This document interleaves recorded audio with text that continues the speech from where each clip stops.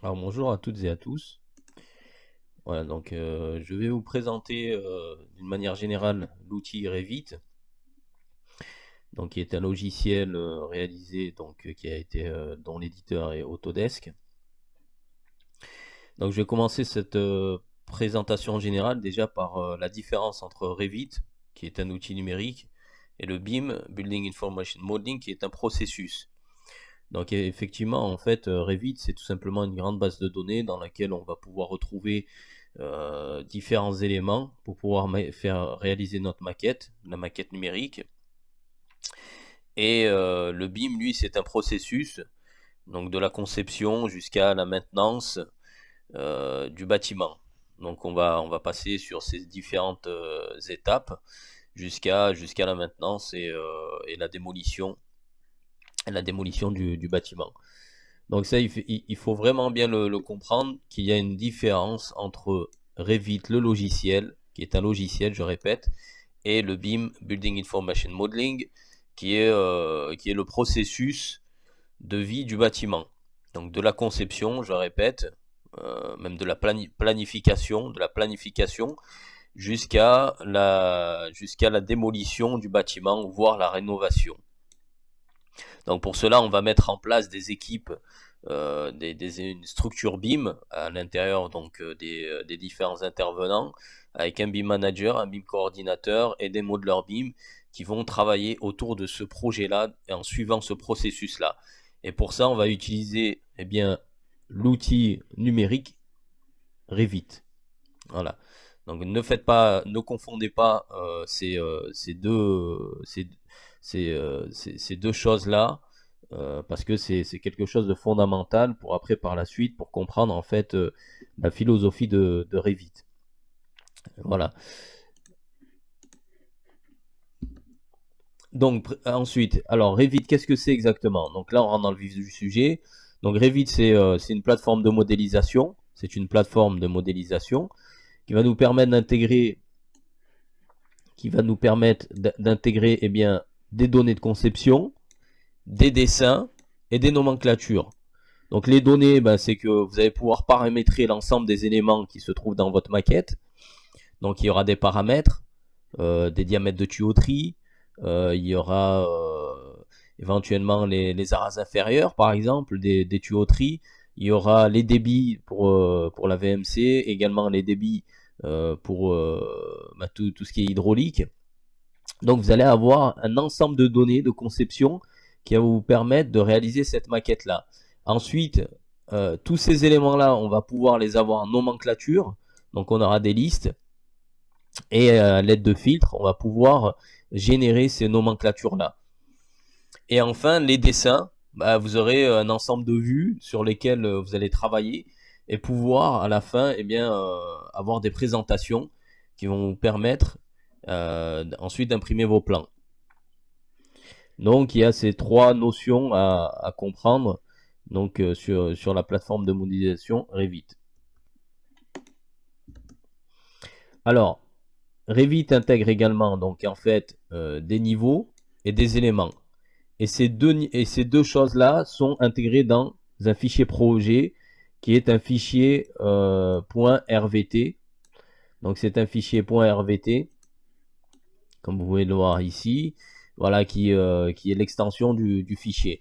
Ensuite, vous avez les niveaux. Les niveaux, c'est tout simplement là où vous allez retrouver tous vos éléments. Ils sont paramétrables ces niveaux-là, donc vous pouvez les changer, changer les hauteurs, vous pouvez en rajouter, vous pouvez en supprimer. Vous avez ensuite ici les éléments. Les éléments, c'est tout ce qui va constituer votre maquette. Donc les fenêtres, les murs, les tables, les chaises, les tuyauteries, la VMC, etc., etc. Donc c'est tout ce qui va constituer votre maquette. Donc là, là, je vais vous présenter donc les différents éléments, comment ils sont structurés dans la maquette. Donc la structure des éléments, elle est faite par catégorie, famille et type. Alors, les catégories, c'est soit des poteaux, des murs, tout ce qui est mobilier, etc., etc. Donc ensuite, donc en fait, dans le logiciel, tout est catégorisé. Vous avez différentes catégories Et ces catégories-là vont se subdiviser ensuite en fonction donc de la famille. Donc ici, par exemple, on aura la famille des poteaux ronds et la famille des poteaux rectangulaires. Ok. Ensuite, on aura une troisième subdivision qui sera le type. Donc on aura les poteaux ronds en 450 mm, les poteaux ronds en 600 mm, et pareil ici pour les poteaux rectangulaires, donc on aura les dimensions. Une fois qu'on a fait ces choix, parce qu'en fait vous allez choisir, vous bien entendu, ces familles-là, pour les intégrer dans le projet, eh bien on va les intégrer, ça deviendra des instances, d'accord, ou des occurrences dans le projet. Ok. Donc ces familles-là seront intégrées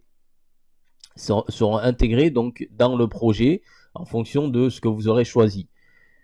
On reviendra bien entendu là-dessus durant l'utilisation du logiciel.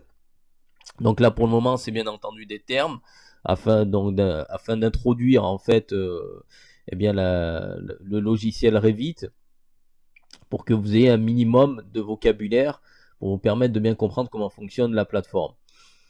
Alors les différentes familles Revit, donc vous avez les familles système, donc ça c'est des familles qui ne bougent pas, c'est des familles qui sont intégrées au système, donc au logiciel Revit, donc il y a les murs, les toits, les côtes, les plafonds, les sols, ils ne sont pas modifiables, c'est-à-dire que vous ne pouvez pas les modifier, ils sont intégrés au logiciel Revit.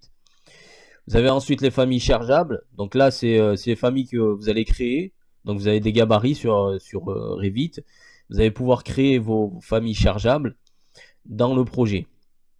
Donc ces familles sont chargeables dans le projet et l'extension des fichiers, eh bien c'est des points RFA. Voilà, donc c'est des familles que vous allez créer, vous allez pouvoir stocker dans des dossiers et ensuite aller les récupérer. Et ensuite également, ce qui est bien, c'est que vous allez pouvoir également les réutiliser dans d'autres projets.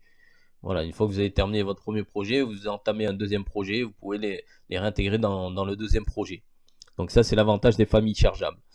Et vous avez les familles in situ. Donc in situ, c'est des familles réalisées dans le cadre d'un projet et qui ne pourront pas être réutilisées dans d'autres, puisqu'ils seront en fait, ce sera des éléments qui sont intégrés dans le projet que vous aurez. Alors vous pouvez les faire dans le projet directement. Et en fait, c'est tout simplement pour une demande vraiment spécifique. Mais à ce moment-là, il sera figé dans le projet. Et vous ne pourrez pas le réutiliser dans un autre projet. Voilà. Donc voilà, j'ai terminé cette présentation-là. Pour le prochain cours, on va vraiment rentrer dans le vif du sujet, c'est-à-dire avec le logiciel Revit. Donc là, c'est une présentation pour que vous ayez du vocabulaire. N'oubliez pas de vous abonner à la chaîne et de mettre un pouce si ça vous a plu. Je vous remercie de m'avoir écouté. Je vous souhaite une excellente journée et bonne journée. Au revoir.